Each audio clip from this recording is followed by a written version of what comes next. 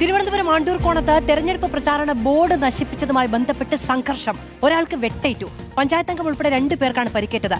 CITU ചുമട്ടുതൊഴിലാളിയായ Ashraf എന്നയാൾ GR അണിലിനായി വെച്ച പ്രചാരണ ബോർഡ് മകൻ ആഷിഖ് നശിപ്പിച്ചത് ചോദ്യം ചെയ്തതിനെ തുടർന്നാണ് സംഘർഷമുണ്ടായത്. റൌഡിയായ ആഷിഖ് നാട്ടുകാരെയും പാർട്ടി പ്രവർത്തകരെയും ആക്രമിക്കുകയായിരുന്നു. ആഷിൻ ഡിയാഗോ വിവരങ്ങളുമായി ചേരുകയാണ്. ഡിയാഗോ, ഈ തെരഞ്ഞെടുപ്പിന്റെ സമയത്തുണ്ടാകുന്ന പ്രശ്നമാണ് ഇതൊക്കെ. കൊടി, ബോർഡ്, ഇതൊക്കെ എന്തെങ്കിലും രീതിയിൽ ആക്രമിക്കപ്പെട്ടാൽ അതുമായി ബന്ധപ്പെട്ട് വലിയ കലാപങ്ങൾ തന്നെ ഉണ്ടാകുമെന്നുള്ളതാണ്. ഇതിപ്പോ ഒരു കുടുംബ പ്രശ്നം കൂടി ഇതിൽ ഉൾപ്പെട്ടിരിക്കുകയാണ്. എന്താണ് സംഭവം?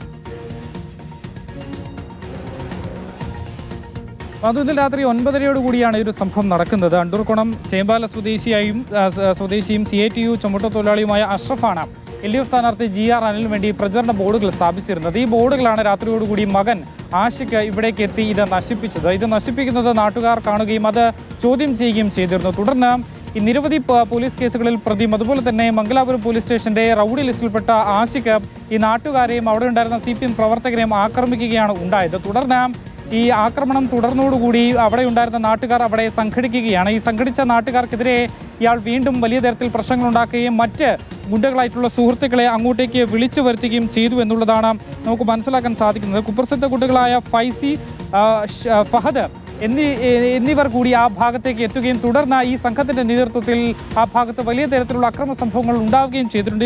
ഇടയിലാണ് ഈ സംഘർഷത്തിൽ 2 പേർക്ക് പരിക്കേൽക്കുന്നത് എന്നുള്ളതാണ് ഏറ്റവും പ്രധാനപ്പെട്ട കാര്യം.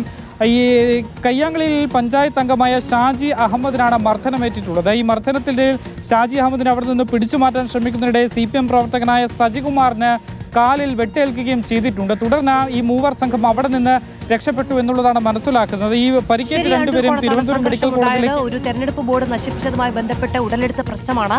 ഒരാൾക്ക് വെട്ടേറ്റു, 2-3 പേർക്ക് പരിക്കേറ്റു. നോക്കൂ, തെരഞ്ഞെടുപ്പ് കാലമാണ്, നമുക്ക് രാഷ്ട്രീയമൊക്കെ ഉണ്ടാകും. പക്ഷെ അക്രമാസക്തമായി ആ കാര്യങ്ങൾ മുന്നോട്ട് കൊണ്ടുപോകാതിരിക്കുക എന്നുള്ളതാണ് സമൂഹത്തിന്റെ ഏറ്റവും വലിയ ആവശ്യം.